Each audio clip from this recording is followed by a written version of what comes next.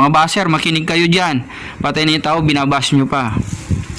Kung isipin nyo ha, kahit yung tao, turuan mo man yan ha, kahit anong turo mo sa kanya, kung ayaw niyang magtrabaho at ayaw niyang gawin, wala tayong magagawa. Ito mga kajingjing, napaga kami sa pagpasyal kay Madir at sobra pang init. Pero dahil nung isang araw di kami nakapamasyal, nandito kami ngayon. Ito ngayon si Jingjing. Nandito kami ngayon kay Madir.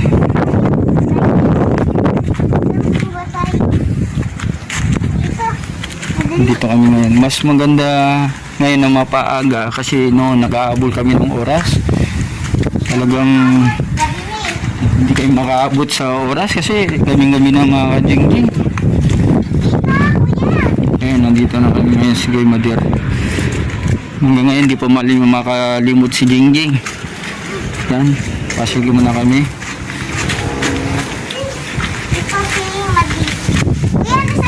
Kasi ngayon wala kami dalang bulaklak kahit bunggabilya. Ito, ininis ni tinanggal ni Renji yung ano ng bulaklak. Araw-araw na lang dito kami gamahari nga. Kung isipin mo mga kajingjing, mas maganda pa nga dito kung isipin mo kasi naman nandun ka sa bahay. Tapos lagi ka nag-iisip kung anong mangyayari at lilipas ang maghapon. Eh dito kahit papano, no? Yung bang nawawala yung ano mo, yung parang inip mo pati pag-aalala. Kahit sabihin na natin na patay na yung aming mahal sa buhay. Ang kinaganda lang kasi dito, yung gumagaan yung loob mo sa bawat pasyal. So, nagdala kami ng konting merienda at nakaipon din si Jingjing sa doon sa bahay, sa pahangin-hangin na vulcanize, nakaipon si bata. At ito nga, nakaipon siya ng 300 daw. Ito nga, nag-ano kami ngayon. Nandito kami ngayon. At si Madir, yan dito nakapasyal kami uli. Talagang ang hirap makalimot.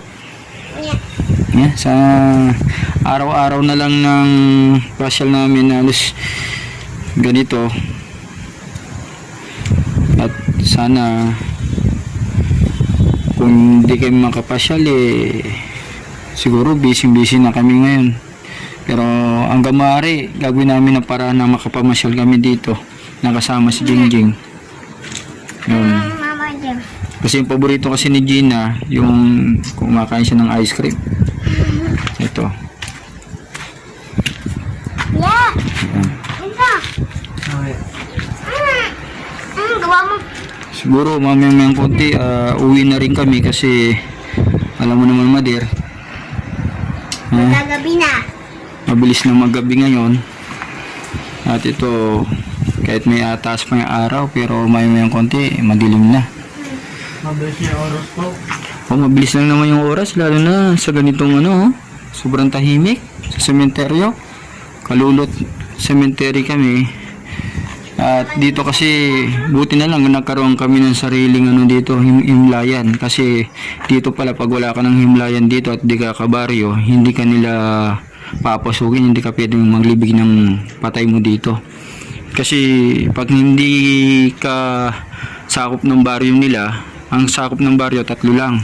Eh yung sa aming baryo hindi nila na sinasakupan.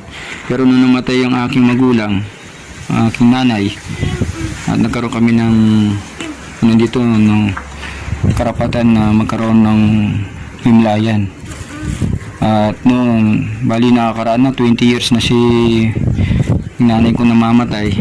Sa loob ng 20 years yan uli nabuksan doon kay Gina. Bali si Gina na ang halos huling na nakahimlay dito. Yan. Sa ngayon nagmimerienda itong dalawa. Paborito kasi ni Gina yung ice cream, sa totoo lang. At ako, sa totoo lang, ayaw ko man sana magsalita pero sasabihin ko na talaga. Pagsasalita ako kasi tungkol sa mga basher. Marami kasi nagbabas tungkol kay Gina at tungkol sa akin kung bakit ganun daw nangyari. Kung isipin nyo mga kajingjing, patay na nga yung tao, binabas pa nila. Siguro dala ng kahirapan, sabi raw nila, hindi man daw mapapaaga ang pagkamatay ng si Madir kung hindi raw siya nagtatrabaho, kasi nagtatrabaho si Madir bilang vulcanize, sumasideline. Ang isang tao kasi ito aki lang naman mga kajingjing. Mga baser, makinig kayo dyan. Patay na yung tao, binabas nyo pa. Kung isipin nyo kahit yung tao, turuan mo man yan kahit anong turo mo sa kanya, kung ayaw niyang magtrabaho at ayaw niyang gawin, wala tayong magagawa. Mga baser, makinig kayo dyan. Patay na yung tao, binabas nyo pa. Kung isipin nyo kahit yung tao, turuan mo man yan kahit anong turo mo sa kanya, kung ayaw niyang magtrabaho at ayaw niyang gawin, wala tayong magagawa. Kasi kanya yun Kasi kanya yun Kasi kanya yun Kanya yun, kumbaga sa decision nyo yun. Decision nyo yun. Hindi yung katulad mga nagbabas na nga kayo, at pati na yung tao, kung ano pa yung kino-comment ninyo.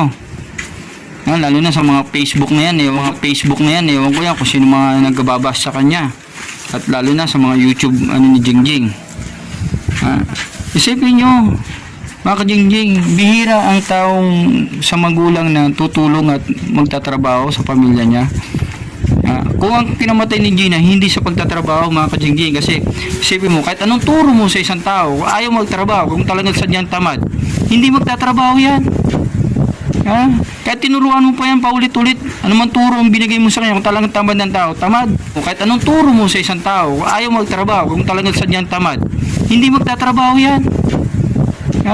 Kahit tinuruan mo pa yan paulit-ulit, anumang turo ang binigay mo sa kanya, kung talagang tamad ng tao, tamad. Kahit anong turo mo sa isang tao, ayaw magtrabaho, kung talagang sadyang tamad, hindi magtatrabaho yan. Kahit tinuruan mo pa yan paulit-ulit, anumang turo ang binigay mo sa kanya, kung talagang tamad ng tao, tamad.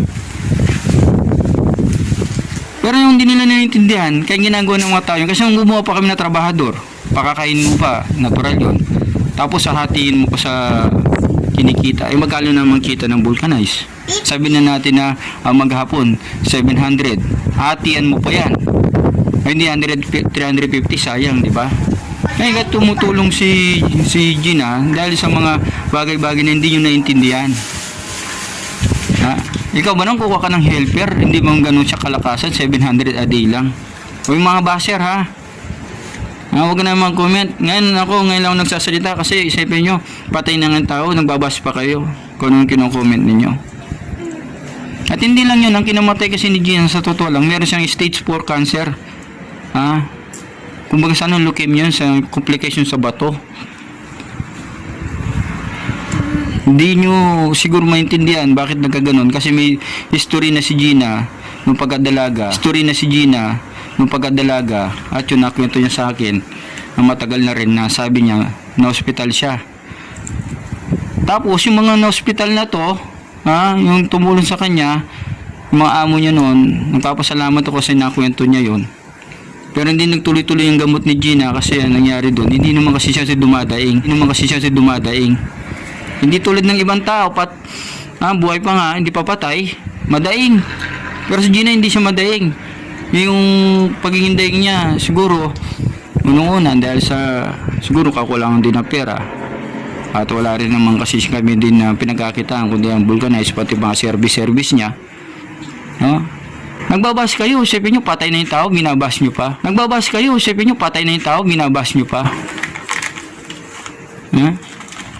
Tapos, ang pagtulong, hindi naman ganun ang tulong-tulong. Wala naman din kayo na itutulong kung anong mabuting naibigay nyo sa iba. Bago yung husgahan yung tao, kahit patay na, tingnan nyo kung anong ginagawa niya. Kung anong ginawa niya sa pamilya niya. Sa palagay nyo, gagawin yung ginawa ni Gina? Kung alam nyo yung historical ng Gina? Sige nga, kung pansinin nyo yung YouTube channel niya, mga advance yung mga una niyang video, nagtatrabaho siya yun bilang nambubulkanize. Kayo kaya niyong gawin yon?